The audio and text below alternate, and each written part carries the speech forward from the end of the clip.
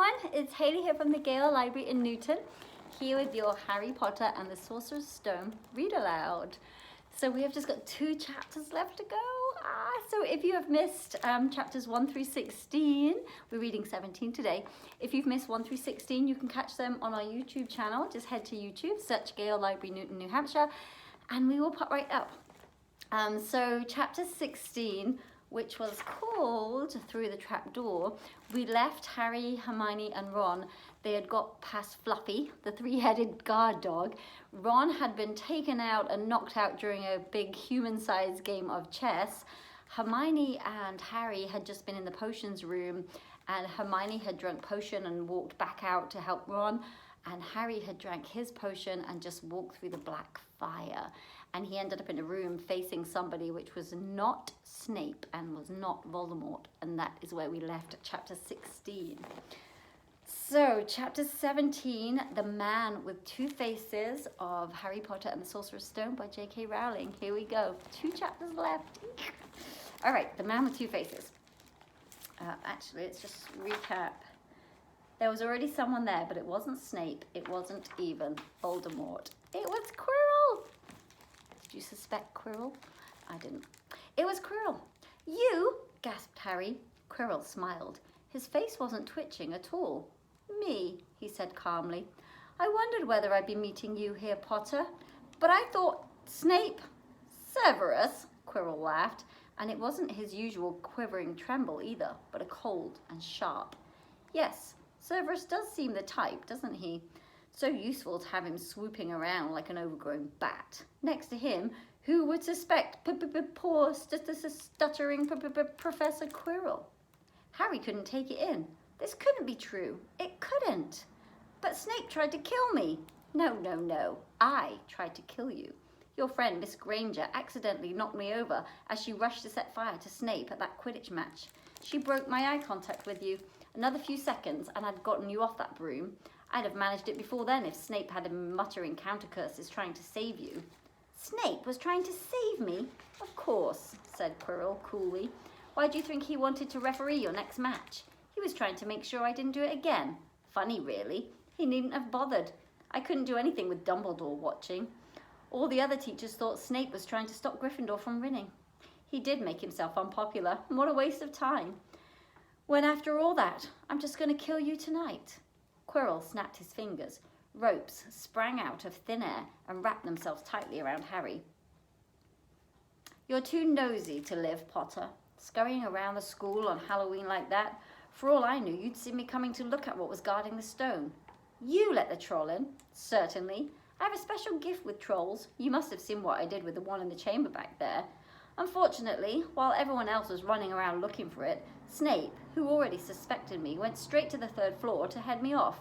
And not only did my troll fail to beat you to death, that three-headed dog didn't even manage to bite Snape's leg off properly. Now wait quietly, Potter. I need to examine this interesting mirror. It was only then that Harry realized what was standing behind Quirrell. It was the mirror of Erised. The mirror is the key to finding the stone, Quirrell murmured, tapping his way around the frame. Trust Dumbledore to come up with something like this. But he's in London. I'll be far, far away by the time he gets back. All Harry could think of doing was to keep Quirrell talking and stop him from concentrating on the mirror. I saw you and Snape in the forest, he blurted out. Yes, said Quirrell idly, walking around the mirror to look at the back. He was on to me by that time, trying to find out how far I'd got. He suspected me all along, tried to frighten me, as though he could, when I had Lord Voldemort on my side. Quirrell came back out from behind the mirror and stared hungrily into it. I see the stone. I'm presenting it to my master. But where is it? Harry struggled against the ropes behind him, but they didn't give. He had to keep Quirrell from giving his whole attention to the mirror. But Snape always seemed to hate me so much. Oh, he does, said Quirrell casually. Heavens, yes.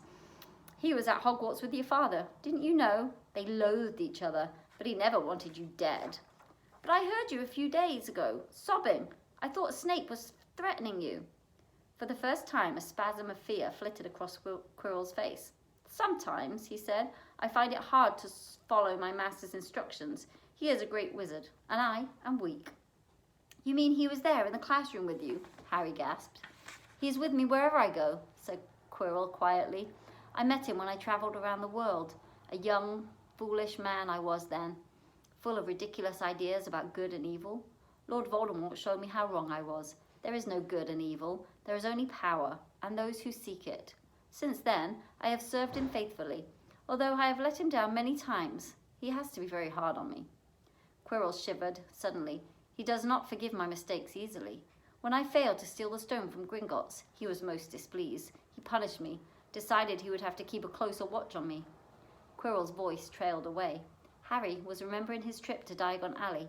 How could he have been so stupid? He'd seen Quirrell there that very day, shaken hands with him in the leaky cauldron. Quirrell cursed under his breath. I don't understand. Is the stone inside the mirror? Should I break it? Harry's mind was racing. What I want more than anything else in the world at the moment, he thought, is to find the stone before Quirrell does. So if I look in the mirror, I should see myself finding it, which means I'll see where it's hidden. But how can I look without Quirrell realising what I'm up to? He tried to edge to the left, to get in front of the glass without Quirrell noticing, but the ropes around his ankles were too tight. He tripped and fell over. Quirrell ignored him. He was still talking to himself. What does this mirror do? How does it work? Help me, master. And to Harry's horror, a voice answered, and the voice seemed to be coming from Quirrell himself. Use the boy. Use the boy. Quirrell rounded on Harry. Yes, Potter, come here. He clapped his hands at once, and the ropes binding Harry fell off. Harry got slowly to his feet. Come here, Quirrell repeated. Look in the mirror and tell me what you see. Harry walked behind him. I must lie, he thought desperately. I must look and lie about it. About what I see, that's all. Quirrell moved close behind him. Harry breathed in the funny smell that seemed to be coming from Quirrell's turban. He closed his eyes, stepped in front of the mirror, and opened them again. He saw his reflection, pale and scared-looking at first, but a moment later the reflection smiled at him. It put its hands into his pocket and pulled out a blood-red stone. It winked and put the stone back in its pocket, and as it did so, Harry felt something heavy drop into his real pocket. Somehow, incredibly, he'd gotten the stone. Well, said Quirrell impatiently, what do you see? Harry screwed up his courage. I see myself shaking hands with Dumbledore, he invented. I've won the House Cup for Gryffindor. Quirrell cursed again. Get out of the way, he said, as Harry moved aside. He felt the Sorcerer's Stone against his leg. Dare he make a break for it? But he hadn't walked 5 paces before a high voice spoke through Quirrell's moving lips. He lies! He lies! Potter, come back here, Quirrell shouted. Tell me the truth. What did you see? The high voice spoke again. Let me speak to him, face to face. Master, you're not strong enough. I have strength enough for this. Harry felt as if a devil's snare was rooting him to the spot. He couldn't move a muscle. Petrified, he watched as Quirrell reached up and began to unwrap his turban. What was going on? The turban fell away. Quirrell's head looked strangely small without it. Then he turned slowly on the spot. Harry would have screamed, but he couldn't make a sound. Where there should have been the back to Quirrell's head, there was a face, the most terrible face Harry had ever seen. It was chalk white with glaring red eyes and slits for nostrils like a snake. Harry Potter, it whispered. Harry tried to take a step backwards, but his legs just wouldn't move. See what I have become, the face said. Mere shadow, vapour. I have form only when I can share another's body, but there have always been those willing to let me into their hearts and minds. Unicorn blood has strengthened me these past weeks. You saw faithful Quirrell drinking it for me in the forest. And once I have the elixir of life, I will be able to create a body of my own. Now, why don't you give me this stone that's in your pocket? So he knew. The feeling suddenly surged back into Harry's legs and he stumbled backwards. Don't be a fool, snarled the face. Better save your own life and join me, or you'll meet the same end as your parents. They died begging for mercy. Liar! Harry shouted suddenly. Quirrell was walking backwards at him so that Voldemort could still see him. The evil face was smiling now. How touching, it hissed. I always value bravery. Yes, boy. Oh, your parents were brave. I killed your father first, and he put up a courageous fight. But your mother? She needn't have died. She was just trying to protect you. Now give me the stone, unless you want her to have died in vain. Never! Harry sprang forward towards the flame door, but Voldemort screamed, Seize him! And the next second, Harry felt Quirrell's hands close on his wrist. At once, a needle-sharp pain seared across Harry's scar. His head felt as though it were about to split in two. He yelled, struggling with all his might, and to his surprise, Quirrell let go of him. The pain in his head lessened. He looked around wildly to see where Quirrell had gone, and saw him hunched in pain, looking at his fingers. They were blistering before his eyes. "Seize him! Seize him!" shrieked Voldemort again, and Quirrell lunged, knocking Harry clean off his feet, landing on top of him, both hands around Harry's neck. Harry's scar was almost blinding him with pain, yet he could see Quirrell howling in agony. "Master, I cannot hold him! My hands! My hands!" And Quirrell, though pinning Harry to the ground with his knees, let go of his neck and stared, bewildered at his own palms. Harry could see they looked burnt, red, raw, and shiny. "Then kill him, fool, and be done!" screeched Voldemort. Quirrell raised his hands to perform a deadly curse, but Harry, by instinct, reached up and grabbed Quirrell's face. "Ah!" Quirrell rolled off him, his face blistering too. Then Harry knew. Quirrell couldn't touch his bare skin, not without suffering terrible pain. His only chance was to keep hold of Quirrell, keep him in enough pain to stop him from doing a curse. Harry jumped to his feet, caught Quirrell by the arm, and hung on as tight as he could. Quirrell screamed and tried to throw Harry off. The pain in his head was blinding. He couldn't see. He could only hear Quirrell's terrible shrieks and Voldemort's yells of "Kill him! Kill him!" and other voices, maybe in Harry's own head, crying, "Harry! Harry!" He felt Quirrell's arm wrenched from his grasp, knew that all was lost, and fell into blackness. Down, down, down. Something gold was glinting just above him. The snitch! He tried to catch it, but his arms were too heavy. He blinked. It wasn't the snitch at all. It was a pair of glasses. How strange. He blinked again. The smiling face of Albus Dumbledore swam into view above him. "Good afternoon, Harry," said Dumbledore. Harry stared at him. Then he remembered. "Sir, the stone! It was Quirrell! He got the stone! Sir, quick!" "Calm yourself, dear boy. You're a little behind the times," said Dumbledore. "Quirrell does not have the stone." "Then who does, sir? Harry, please relax, or Madame Pomfrey will have me thrown out." Harry swallowed and looked around him. He realised that he must be in the hospital wing. He was lying in bed with white linen sheets, and next to him was a table piled high with what looked like half the candy shop.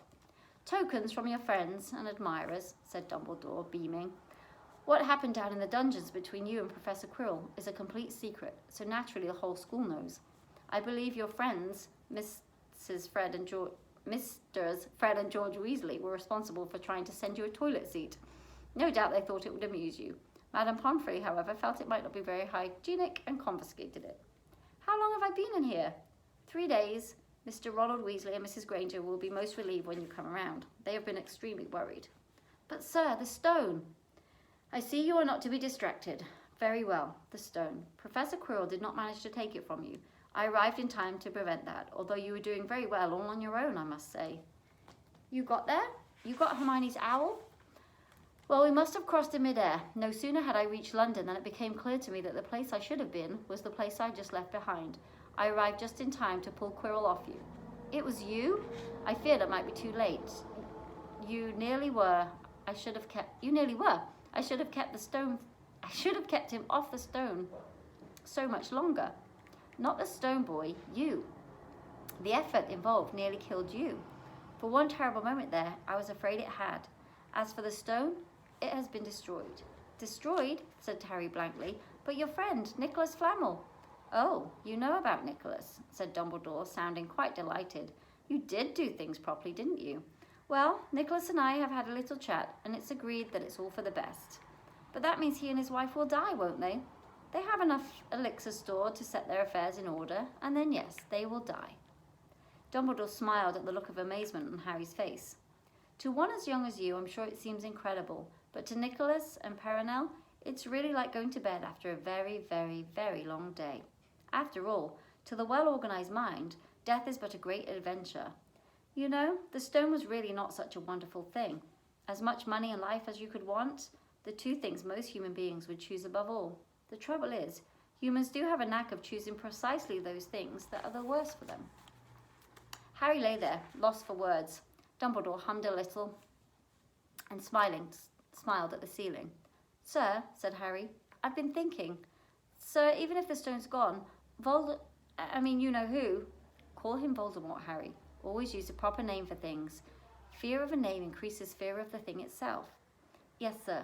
Well, Voldemort's going to try other ways of coming back, isn't he? I mean, he hasn't gone, has he? No, Harry, he is not. He is still out there somewhere, perhaps looking for another body to share. Not being truly alive, he cannot be killed. He left Quirrell to die. He shows just as little mercy to his followers as to his enemies. Nevertheless, Harry, while you may have only delayed his return to power, it will merely take someone else to prepare the fight to what seems like a losing battle next time. And if he is delayed again and again, why, he may never return to power. Harry nodded, but stopped quickly because it made his head hurt. Then he said, Sir, there are some things that I'd like to know, if you can tell me. Things I want to know the truth about. The truth, sighed Dumbledore. It is a beautiful and terrible thing, and should therefore be treated with great caution. However, I shall answer your questions unless I have a very good reason not to, in which case I beg you'll forgive me. I shall not, of course, lie. Well, Voldemort said that he only killed my mother because she was trying to stop him from killing me. But why would he want to kill me in the first place? Dumbledore sighed very deeply at this time. Alas, the first thing you ask me I cannot tell you. Not today, not now. You will know one day. Put it from your mind now, Harry. When you are older, I know you hate to hear this. When you are ready, you will know. And Harry knew it would be no good to argue. But why couldn't Quirrell touch me? Your mother died to save you. If there is one thing Voldemort cannot understand, it is love. He didn't realize that love as powerful as your mother's, for you, leaves its own mark, not a scar, no visible sign. To have been loved so deeply, even though the person who loved you is gone, will give us some protection forever. It is in your very skin. Quirrell, full of hatred, greed, and ambition, sharing his soul with Voldemort, could not touch you for this reason. It was agony to touch a person marked by something so good. Dumbledore now became very interested in a bird out on the windowsill, which gave Harry time to dry his eyes on his sheet. Then he found his voice again. Harry said, And the invisibility cloak, do you know who sent it to me? Ah, your father happened to leave it in my possession, and I thought you might like it. Dumbledore's eyes twinkled. Useful things. Your father used it mainly for sneaking off into the kitchens to steal food when he was here. And there's something else. Fire away. Quirrell said that Professor Snape, Harry. Yes, him. Quirrell said he hates me because he hated my father. Is that true? Well, they did rather detest each other, not unlike yourself and Mr. Malfoy. And then your father did something to Snape. Snape could never forgive. What? He saved his life. What? Yes, said Dumbledore dreamily. Funny the way people's minds work, isn't it? Professor Snape couldn't bear being in your father's debt. I do believe he worked so hard to protect you this year because he felt it would make him and your father even. Then he would go back to hating your father's memory in peace. Harry tried to understand this, but it made his head pound, so he stopped. And sir, there's one more thing. Just the one? How did I get the stone out of the mirror? Ah, now I'm glad you asked me that. It was one of my more brilliant ideas, and between you and me, that's saying something. You see, only one who wanted to find the stone, find it, but not use it, would be able to get it. Otherwise, they'd just see themselves making gold or drinking elixir of life. My brain surprises me even sometimes. Now, enough questions. I suggest you make a start on these sweets. Ah, Bertie Bott's every flavoured beans. I was unfortunate enough in my youth to come across a vomit-flavoured one. Since then, I'm afraid I've rather lost my liking for them. But I think I'll be safe with a nice toffee, don't you? He smiled and popped the golden brown bean into his mouth. Then he choked and said, Alas, earwax. Madame Pomfrey, the nurse, was a nice woman, but very strict. Just 5 minutes, Harry pleaded. Absolutely not. You let Professor Dumbledore in? Well, of course, that was a headmaster. Quite different. You need rest. I am resting. Look, I'm lying down and everything. Go on, Madame Pomfrey. Oh, very well, she said, but 5 minutes only. And she let Ron and Hermione in. Harry! Hermione looked ready to fling her arms around him again, but Harry was glad she held himself in, as his head was still very sore. Oh, Harry, we were sure you were going to. Well, Dumbledore was so worried. The whole school's talking about it, said Ron. What really happened? It was one of those rare occasions when the true story is even more strange and exciting than the wild rumours. Harry told them everything. Quirrell, the mirror, the stone, and Voldemort. Ron and Hermione were a very good audience. They gasped in all the right places, and when Harry told them what was under Quirrell's turban, Hermione screamed out loud. So the stone's gone? Said Ron finally. Flamel's just going to die? That's what I said, but Dumbledore thinks that was it. To the well-organised mind, death is but the next great adventure. I always said he was off his rocker, said Ron, looking quite impressed at how crazy his hero was. So what happened to you two? Said Harry. Well, I got back all right, said Hermione. I brought Ron around. That took a while. And we were dashing up to the Owlery to contact Dumbledore when we met him in the entrance hall. He already knew. He just said, Harry's gone after him, hasn't he? And he hurtled off to the 3rd floor. Do you think he meant to do it? Said Ron. Send in your father's cloak and everything. Well, Hermione exploded, if he did, I mean to say, that's terrible. You could have been killed. No, it isn't, Harry said thoughtfully. He's a funny man, Dumbledore. I think he sort of wanted to give me a chance. I think he knows more or less everything that goes on here, you know? I reckon he has a pretty good idea that we were going to try, and instead of stopping us, he taught us enough to help. I don't think it was an accident that he let me find out how the mirror worked. It's almost like he thought that I had the right to face Voldemort, if I could. Yeah, Dumbledore's off his rocker all right, said Ron proudly. Listen, you've got to be up for the end-of-year feast tomorrow. The points are all in, and Slytherin won, of course. You missed the last Quidditch match, and we were steamrolled by Ravenclaw without you, but the food will be good. At that moment, Madame Pomfrey bustled over. You've had nearly 15 minutes, now out, she said firmly. After a good night's sleep, Harry felt nearly back to normal. I want to go to the feast, he told Madame Pomfrey, as she straightened out his many candy boxes. I can't I? Professor Dumbledore says you are to be allowed to go, she said stiffly, as though in her opinion, Professor Dumbledore didn't realise how risky feasts could be. And you have another visitor. Oh, good, said Harry. Who is it? Hagrid sidled through the door as he spoke. As usual, when he was indoors, Hagrid looked too big to be allowed. He sat down next to Harry, took one look at him, and burst into tears. It's all my ruddy fault, he sobbed, his face in his hands. I told the evil how to get past Fluffy. I told him. It was the only thing he didn't know, and I told him. You could have died. All for a dragon egg. I'll never drink again. I should be chucked out and made to live as a muggle. Hagrid, said Harry, shocked to see Hagrid shaking with grief and remorse, great tears leaking down into his beard. Hagrid, he'd have found out somehow. This is Voldemort we're talking about. He'd have found out even if you hadn't have told him. You could have died, sobbed Hagrid. And don't say his name. Voldemort, Harry bellowed, and Hagrid was shocked. He stopped crying. I've met him, and I'm calling him by his name. Please cheer up, Hagrid. We saved the stone. It's gone. He can't use it. Have a chocolate frog. I've got loads. Hagrid wiped his nose on the back of his hand and said, That reminds me. I've got you a present. It's not a stout sandwich, is it? Said Harry anxiously. And at last, Hagrid gave a weak chuckle. Nah, Dumbledore gave me the day off yesterday to fix it. Of course, he should have sacked me instead. Anyway, got you this. It seemed to be a handsome leather-covered book. Harry opened it curiously. It was full of wizard photographs. Smiling and waving at him from every page were his mother and father. Sent the owls off to your parents' old school friends asking for photos. They knew you didn't have any. Thought you'd like it. Harry couldn't speak, but Hagrid understood. Harry made his way down to the end-of-year feast alone that night. He had been held up by Madame Pomfrey's fussing about, insisting on giving him one last check-up. So the Great Hall was already full. It was decked out in Slytherin colours of green and silver to celebrate Slytherin's winning of the House Cup for the 7th year in a row.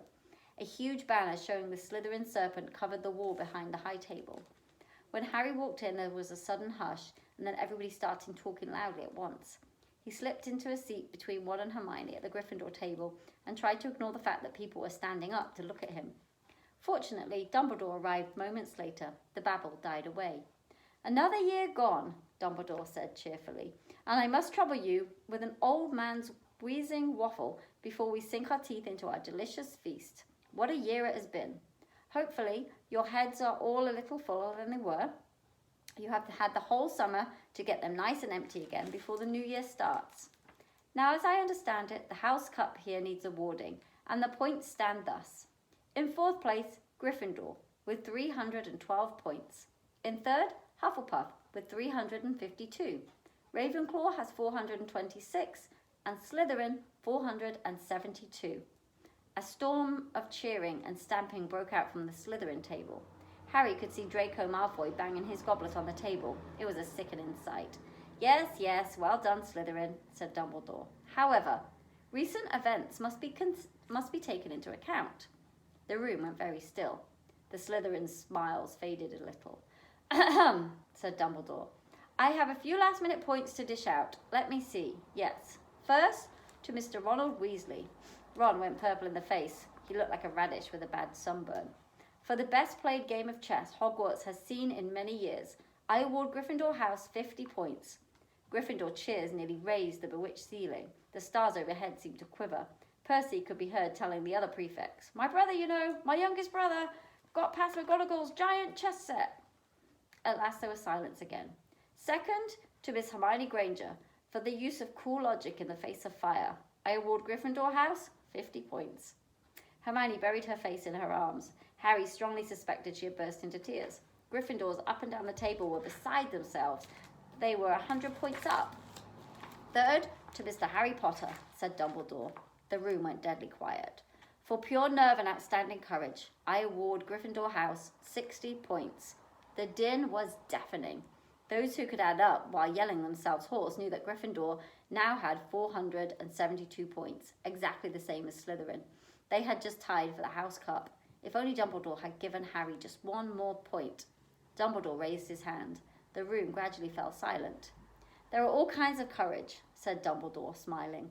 It takes a great deal of bravery to stand up to our enemies, but just as much to stand up to our friends. I therefore award 10 points to Mr. Neville Longbottom. Someone standing outside the Great Hall might as well have thought an explosion had taken place. So loud was the noise that erupted from the Gryffindor table. Harry, Ron and Hermione stood up to yell and cheer as Neville, white with shock, disappeared under a pile of people hugging him. He had never won so much as a point for Gryffindor before. Harry, still cheering, nudged Ron in the ribs and pointed at Malfoy, who couldn't have looked more stunned and horrified if he had just had the body bind curse put on him. Which means, Dumbledore called over the storm of applause, for even Ravenclaw and Hufflepuff were celebrating the downfall of Slytherin, we need a change of decoration. He clapped his hands. In an instant, the green hangings became scarlet and the silver became gold. The huge Slytherin serpent vanished, and a towering Gryffindor lion took its place. Snape was shaking Professor McGonagall's hand with a horrible, forced smile. He caught Harry's eye, and Harry knew at once that Snape's feelings towards him had not changed one jot. This didn't worry Harry. It seemed as though life would be back to normal next year, or as normal as it had ever been at Hogwarts. It was the best evening of Harry's life, better than winning Quidditch, or Christmas, or knocking out a mountain troll. He would never, ever forget tonight. Harry had almost forgotten the exam results were still to come, but come they did. To their great surprise, both he and Ron passed with good marks. Hermione, of course, had the best grades of all the first year. Even Neville scraped through. His good herbology markings made up for his abysmal potions one. They had hoped that Goyle, who was almost as stupid as he was mean, might be thrown out, but he passed too. It was a shame, but as Ron had said, you couldn't have everything in life. And suddenly their wardrobes were empty, their trunks were packed, and Neville's toad was found lurking in the corner of the toilets. Notes were handed out to all the students warning them not to use magic over the holidays. I always hope they'll forget to give us these, said Fred Weasley sadly. Hagrid was there to take them down to the fleet of boats that sailed across the lake. They were boarding the Hogwarts Express, talking and laughing as the countryside became greener and tidier, eating Bertie Bott's every flavoured beans as they sped past Muggle towns, pulling off their wizard robes and putting on jackets and coats, pulling onto platform 9 3/4 at King's Cross Station. It took a while for them to get off the platform. A wizened old guard was up by the ticket barrier, letting them go through the gate in 2s and 3s, so they didn't distract attention by all bursting out of a solid wall at once and alarming the Muggles. You must come and stay this summer, said Ron. Both of you. I'll send an owl. Thanks, said Harry. I'll need something to look forward to. People jostled them as they moved forward to the gateway back to the Muggle world. Some of them called, Bye, Harry. See you, Potter. Still famous, said Ron, grinning at him. Not where I'm going, I promise you, said Harry. He, Ron, and Hermione passed through the gateway together. There he is! Mum, there he is, look! It was Ginny Weasley, Ron's younger sister, but she wasn't pointing at Ron. Harry Potter, she squealed. Look, Mum, I can see. Be quiet, Ginny, and it's rude to point. Mrs. Weasley smiled down at them. Busy year, she said, Very, said Harry. Thanks for the fudge and the sweater, Mrs. Weasley. Oh, it was nothing, dear. Ready, are you? It was Uncle Vernon, still purple-faced, still moustached, still looking furious at the very nerve of Harry carrying an owl cage in the station, full of ordinary people. Behind him stood Aunt Petunia and Dudley, looking terrified at the very sight of Harry. You must be Harry's family, said Mrs. Weasley. In a manner of speaking, said Uncle Vernon. Hurry up, boy, we haven't got all day, and he walked away. Harry hung back for a last word with Ron and Hermione. See you over the summer, then. Hope you have a good holiday, said Hermione, looking uncertainly after Uncle Vernon, shocked that anyone could be so unpleasant. Oh, I will, said Harry, and they were surprised at the grin that was spreading over his face. They don't know we're not allowed to use magic at home. I'm going to have a lot of fun with Dudley this summer. Ooh, that was the end. Ah, dropping the book. That was the end. Why did I think it was 18 chapters? It was 17 chapters, and we are finished with Harry Potter and the Sorcerer's Stone by J.K. Rowling. That was an awesome book. I have read it. I think that must have been my 6th time in reading this book, and it gets better every time I read it. So now that we've read it, go and watch the movie because they're just as fun, but the book is always better. Thank you for tuning in to our Harry Potter Read Aloud this year. Take care, and I hope to see you guys again soon. Bye-bye, my friends.